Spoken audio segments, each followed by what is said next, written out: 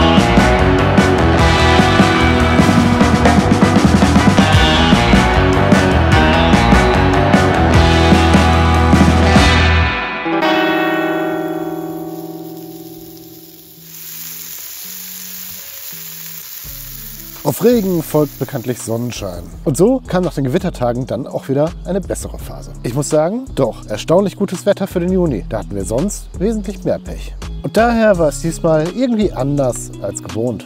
Nicht nur von der dann doch recht guten Wetter- und Wellenkonsistenz, nein, auch vom ungewohnt vollen Campingplatz. Wie immer aber geschätzte 95% Deutsche, Kinder, Hunde, Süddeutsche, Deutsch quasi als Amtssprache. Da muss man sich schon ein wenig drauf einlassen. Tatsächlich ist der Camping Municipal hier neben dem bekannten Le Goeur und dem Tourterelle in Saint-Giron eine der deutschen Kolonien, wenn es um das Thema Familienurlaub / Surfen in Südfrankreich geht. Mir persönlich all in all dann doch irgendwie zu viel Klischee. Aber dennoch ist alles hier noch recht entspannt. Wenn man es so sieht, eigentlich hat sich hier doch wesentlich gar nichts verändert. Selbst die Preise für das morgendliche Baguette sind noch die gleichen. Aber auch die Toiletten. Französisch Oldschool Campingplatz-Style. Und so bleibt Cap de Lomi nach wie vor eine Konstante. Wir haben jetzt tatsächlich 10 Tage hinter uns, aus denen es, bis auf einen kleinen Ausflug ins benachbarte Conti, nicht wesentlich mehr zu erzählen gab, als das, was wir jetzt hier in 2 Videos gesehen haben. Ist ja auch mal schön, es einfach relaxed anzugehen und nicht ständig von Geschichte zu jagen. Jetzt aber ist es an der Zeit, hier die Zelte abzureißen und den Heimweg anzutreten. Eine letzte Station für ein paar Nächte haben wir auf dem Heimweg allerdings noch vor uns.